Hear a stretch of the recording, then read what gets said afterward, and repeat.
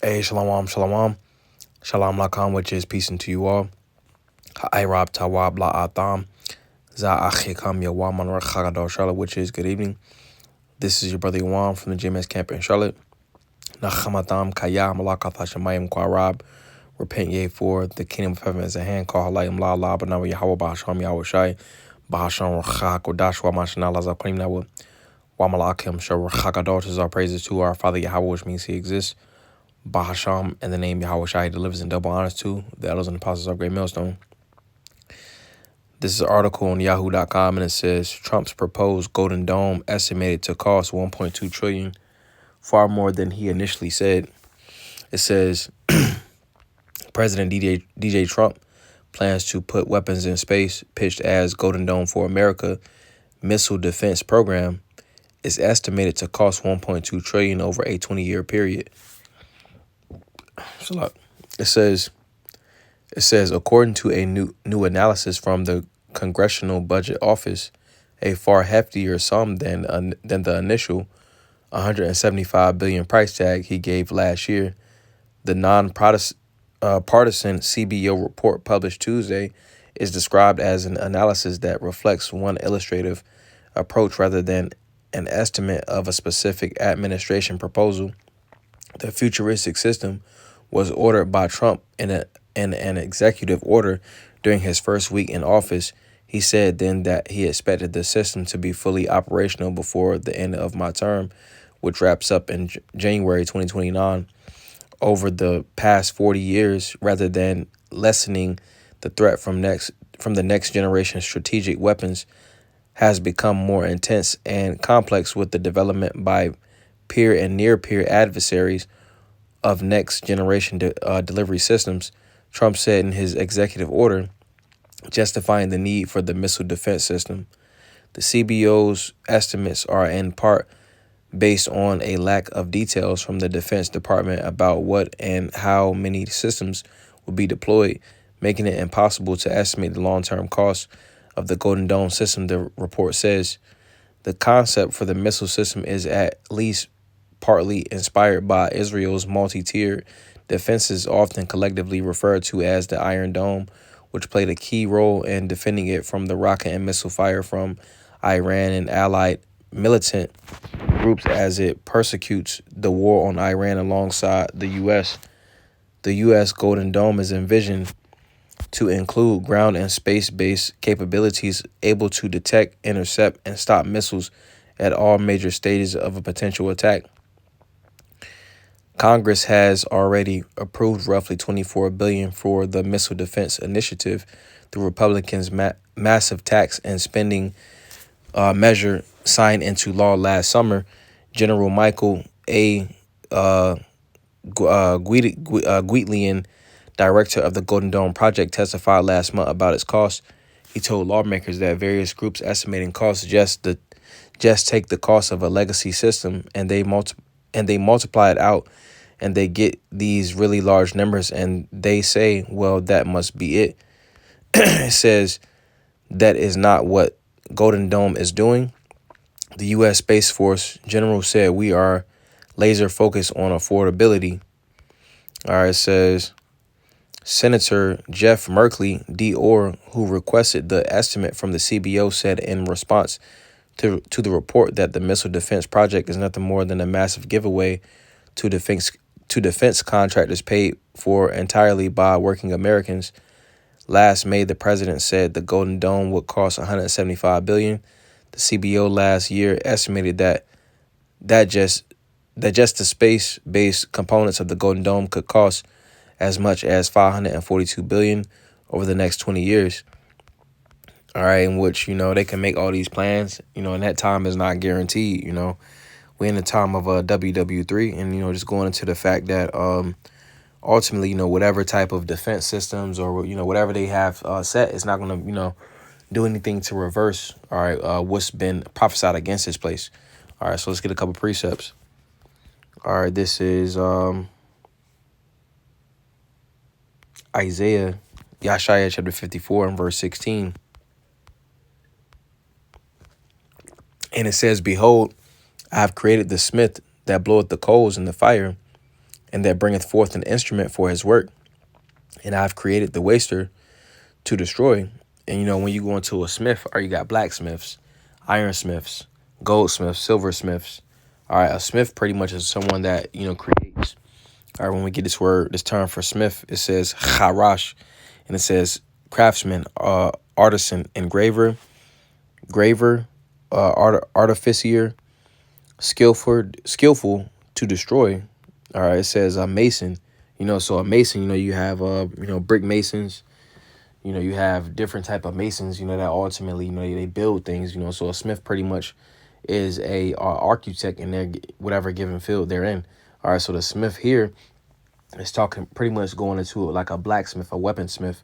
All right, going into the German the Teamanites. They pretty much came up with the blueprint for the atomic bomb.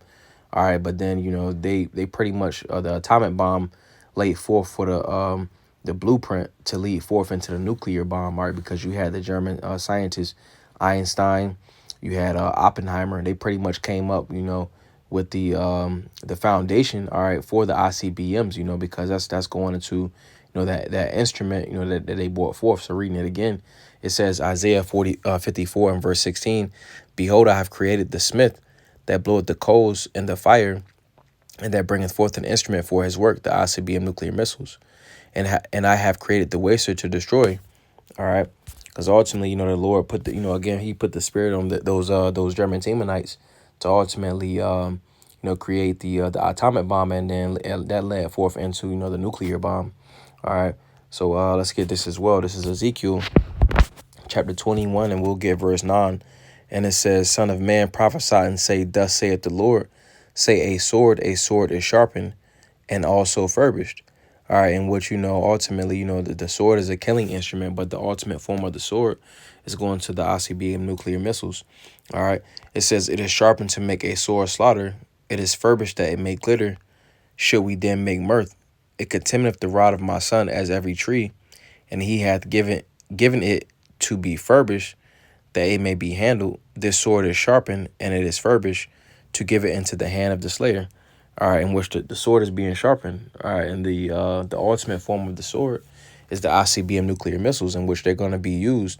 All right, so no defense system ultimately is going to be able to defend against what's already been established, or what's already been prophesied and willed against America, Babylon the Great, and the various different hegemonies across the globe. All right, but the point being, in these scriptures that we just got, Ezekiel 21 verses 9 through verse 11, pretty much that sword is being prepared. All right, and that's why we see the different nations, those nations that ultimately didn't have the ICBM nuclear missiles, or they didn't really have militaristic capabilities, or they didn't really have they pretty much was known as agricultural type of places. All right, they're now saying, all right, they have nuclear capabilities, going into the scripture that goes into that. It says, let the weak say that I am strong. All right, so now the weaker nations ultimately have nuclear capabilities. All right, in which for so long, America, Babylon the Great, has tried to keep wraps on that, but that's no longer the case.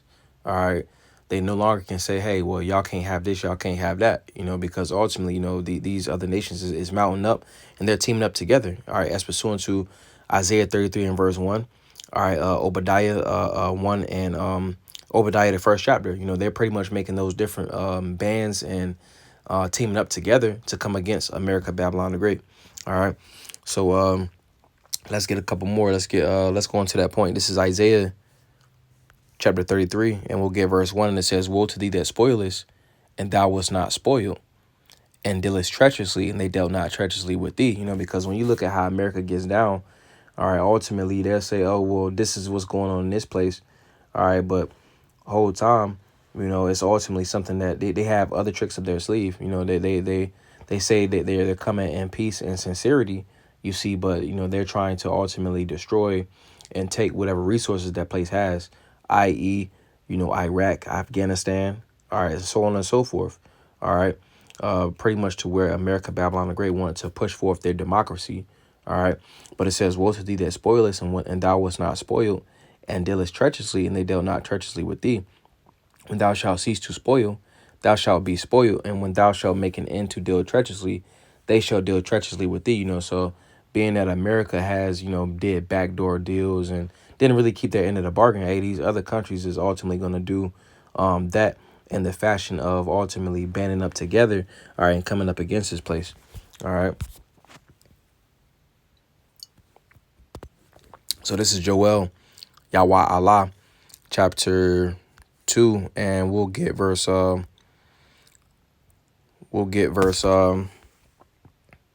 verse 3. And it says, a fire devoureth before them, and behind them a flame burneth. The land is as the Garden of Eden before them, and behind them a desolate wilderness. Yet, and nothing shall escape them, going to the ICBM nuclear missiles. All right, because this ultimately is the Lord's armory. All right, and the missiles are going to have the Lord's Spirit on them. Verse 4, it says, the appearance of them is as the appearance of horses, and as horsemen so shall they run. Like the noise of chariots on the tops of mountains shall they leap, like the noise of a flame of fire that devoureth the stubble, as a strong people set in battle array. Before their face the people shall be much pained. All faces shall gather blackness. They shall run like mighty men. They shall climb the wall like men of war, and they shall march everyone on his ways, and they shall not break their ranks. All right. So whatever type of defense system, all right, it's going to get around that. All right. It's not going to, it's going to be of no avail.